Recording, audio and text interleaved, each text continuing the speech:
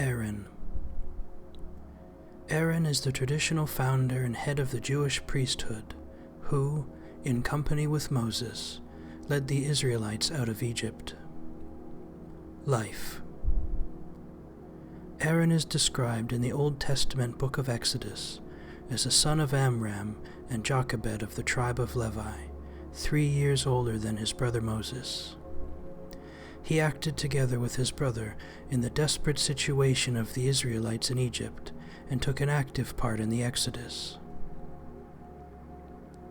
Although Moses was the actual leader, Aaron acted as his mouth.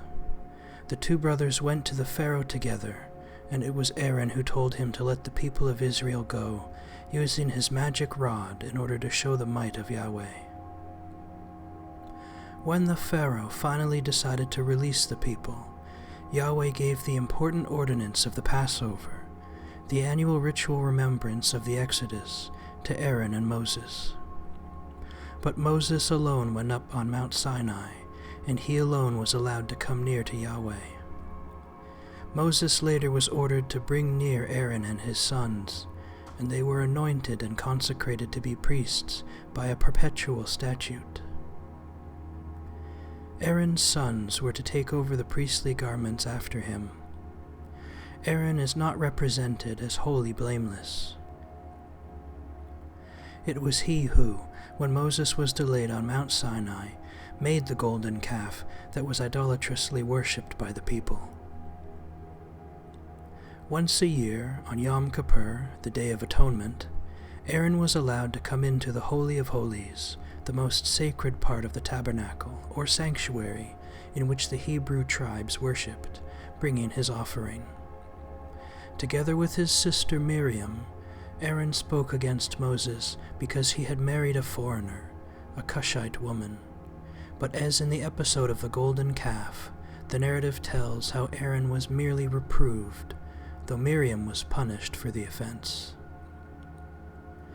In the rebellion of Korah the Levite, however, Aaron stood firmly at the side of Moses. According to Numbers 20, Aaron died on the top of Mount Hor at the age of 123. In Deuteronomy 10, which represents another tradition, he is said to have died in Mazarah and was buried there. Aaron is the central figure in the traditions about the Exodus, though his role varies in importance. At the beginning, he seems to be co-equal with Moses, but after the march out of Egypt, he is only a shadow at Moses' side. Moses is obviously the leading figure in the tradition, but it is also clear that he is pictured as delegating his authority in all priestly and cultic matters to Aaron and his sons. Aaron and the Biblical Critics.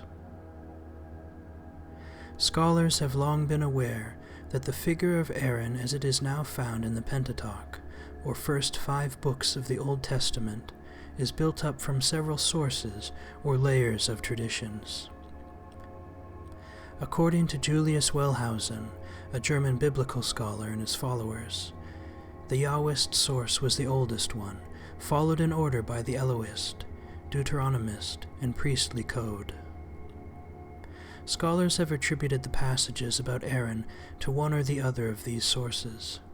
Although their results differ, they do agree in ascribing about 90% of the material about Aaron to the priestly source. According to Wellhausen, Aaron was not mentioned at all in the Yahwist narrative, but he may have been inserted by later redactors. It was Moses who was the hero of the priests before the exile, and it was Joshua, not Aaron, who officiated in the tabernacle. Other scholars, such as Sigmund Mauwinkel, believe that the narrative about the golden calf, which presents Aaron in an unfavorable light, was part of the ancient tradition in the Yahwist work, being the only passage in it that mentions him. This narrative, according to these scholars, originally came from the northern kingdom of Israel and described Aaron as the ancestor of the priests in northern Israel. Later it was rewritten in a way defamatory to Aaron. But there are also features in the narrative that may indicate that a later source, or traditionist, the Elohist, tried to excuse Aaron and to put the main responsibility on the people. The Elohist narrator was credited with making Aaron the brother and helper of Moses, who stood at the side of Moses in the conflict with the Pharaoh and assisted him as a leader in battles and in the cult. It may also be the Elohist who provides the unfavorable story about Aaron's objection to Moses' wife. On the other hand, it seems to be the same narrator who mentions Aaron at the side of Moses in the revolt at Meribah, but here also Aaron, together with Moses, is actually reproached. There is reason to believe that Aaron was not mentioned in the Deuteronomist work by the original author, but that his name has been added by a redactor. The main bulk of the traditions about Aaron and the frequent addition of "and Aaron" after the mention of Moses are found in the priestly source, which was written at a time when the priests had a more dominant position in Judah than they had had before the exile. By then, Moses had ceased to be the hero of the priests, and Aaron had taken over that role. Many modern scholars prefer to speak of traditions and layers of traditions where their predecessors spoke of sources, but, apart from this terminology, the view concerning Aaron has not greatly changed. There have been new attempts, however, to see the contrasting figures of Moses and Aaron in a new light. It has been suggested that the traditions about Moses represent a southern Judean tradition, while the old traditions about Aaron originated in the northern kingdom. It has also been indicated that the traditions about Moses are primarily concerned with a prophet, while those about Aaron are concerned with priesthood. It has also been indicated that the traditions about Moses are primarily concerned with a prophet, while those about Aaron are connected with priesthood. There may be a kernel of truth in all these suggestions, as also in the theory of Ivan Egno that Moses represents the royal ideology, while Aaron stands for priesthood and priesthood alone. The standing struggle between the king and the leading priests is reflected both in the laws and in the narratives of the historical books. Aaron in later Jewish and Christian thought. Aaron continued to live as a symbol in Jewish religion and traditions, and the position of the priests was strengthened after the exile. Also in the Qumran sect, a Jewish community that flourished in the area immediately before and contemporary with the birth of Christianity, Aaron was a symbol for a strong priesthood, as can be seen from the Dead Sea Scrolls. At the end of time, men of the community should be set apart as a select group in the service of Aaron. Only the sons of Aaron should administer judgment and wealth, and according to the Manual of Discipline, 2 messiahs were expected, one of Aaron, the priestly one, and one of Israel. According to a fragment found near Qumran, the priest would have the first seat in the banquets in the last days, and bless the bread before the Messiah of Israel. Here the sons of Aaron have the highest position. In Talmud and Midrash, Jewish commentative and interpretive writings, Aaron is seen less as a symbol than as the leading personality at the side of Moses. The relationship between the two brothers is painted as prototypical in the Haggadah, narrative, the non-legal parts of Talmud and Midrash. Rabbi Hillel, the great liberal sage, praised Aaron as peace-loving, a man of goodwill, who wanted to teach his fellow men the law. In Jewish exegesis, little is said about him, though he is mentioned as a man who created peace among men. Many attempts have been made to explain the episode of the golden calf.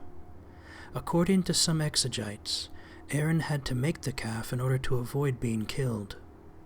In the early 14th century, Gersonides explained that this would have been fatal not only for Aaron, but even more for the people. Earlier, in the 11th century, Rashi contended that the calf was a symbol of the leader Moses, who was at that time on the mountain. The relationship between Moses and Aaron is also discussed in the Talmud.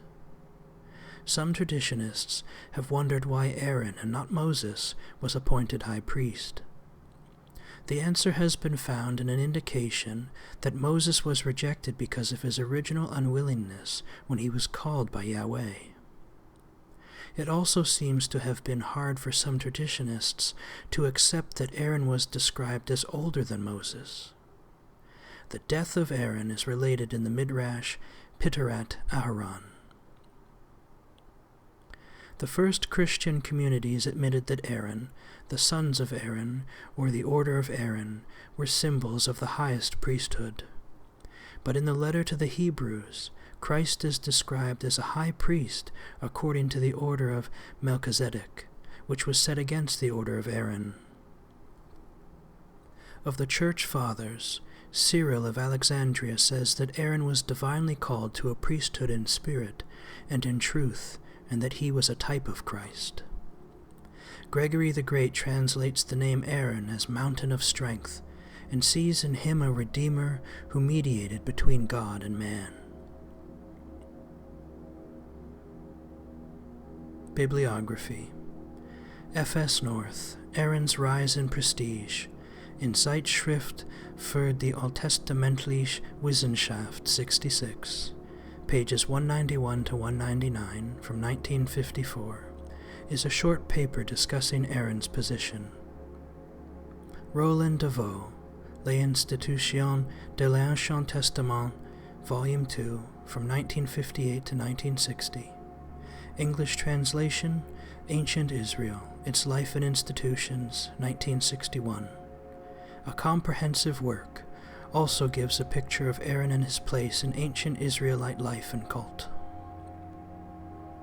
Walter Berlin, Herkunft und Geschichte der Altesten Senator-Traditionen, 1961, English translation, Origins and History of the Oldest Sinaitic Traditions, 1966, is mostly concerned with the traditions behind the story of Moses and Aaron.